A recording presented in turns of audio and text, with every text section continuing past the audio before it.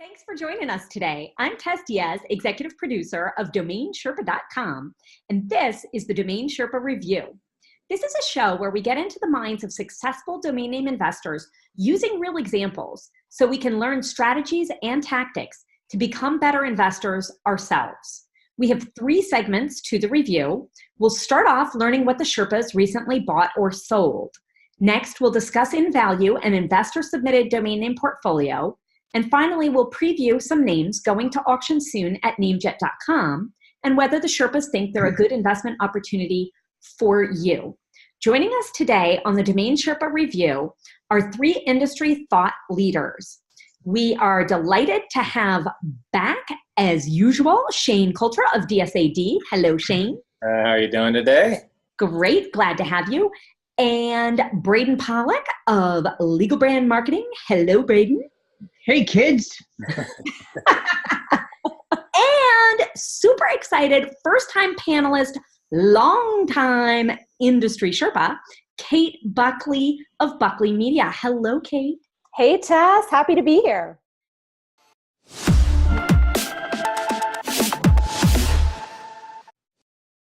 Branden, What? tell me a domain that is better than Hamster Insurance or Organibus that you have recently bought or sold. Not a fair fight.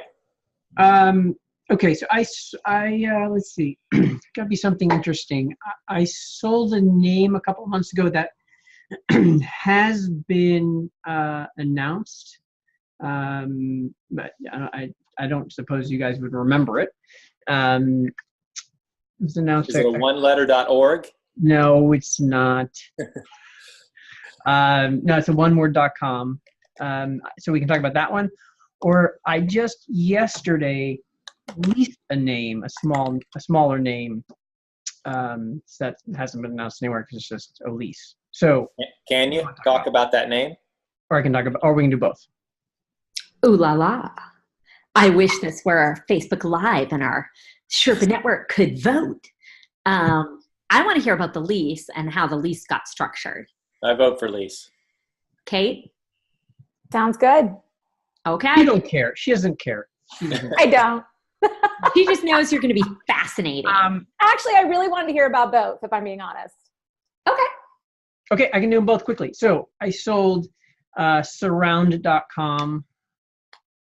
It was announced. So if you don't remember it, then take a guess what I sold it for How long ago? and what I paid for it this year. This year. January. So you want them to guess what you paid to acquire it and what you sold it for. Yeah, or it's your show. You whatever you want. Ooh, You guess what you want to guess. How's that? that's nice. It's Right? nice. So Kate can go first, though. Let her go first. Surround.com. I like that. I really like that. Thank you. You may have bought it a while ago for $25,000, and you may have just sold it for. You can ask when I bought it. No, I don't want to know. I Okay. actually don't want to know. All right. And then you may have sold it recently for $325,000. Okay. All right. It's a good guess. I would like to say I'm cheating and Googling because I'm the moderator. And I And you Googled, can't guess. well, I don't usually guess, but I just Googled surround.com Branden. And I would like you to know that there is a Branden iron bed with surround that, first of all, does very well in the search engines. But That's just his, might be a that's new his nickname you want to work on with Lisa. Maybe the bed's named after you. I don't know. Anyway, Shane, go ahead and I guess. can't tell you. I was going to say that's his nickname. So that's probably him. Well, it does depend when you bought it. There's the difference between last year and this year on purchasing a name and selling it is a whole nother. I'll go higher on the buy. I will say on Surround you paid $60,000, and I will say you sold it for. I don't know. I'm not on here enough with you to know where wheelhouse is on how you feel in certain times. Like I've got Drew down to an art, depending on what month he's in and where he's at on. But I will say, God, it's a huge name. I'll say 250, just because I know that you don't get out of bed for less than that. Out of his iron bed? Iron bed. So I bought it in beginning of March of 2017. So I had it less than 2 years. Not very long. I paid $15,000 for it. Yeah. And I sold it for $150.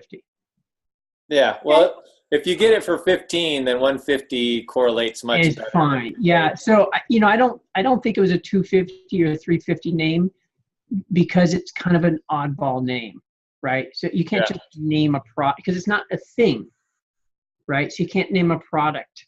So I mean, I don't know what they're doing with it. Well, unless it was like a augmented reality, like that's surround, like that AI fits as well to that. Yeah. Shane, that's exactly where did it go? That's exactly what I thought when I heard surround.com, and that's why I went a little higher. That's of course what I would have sold it for you.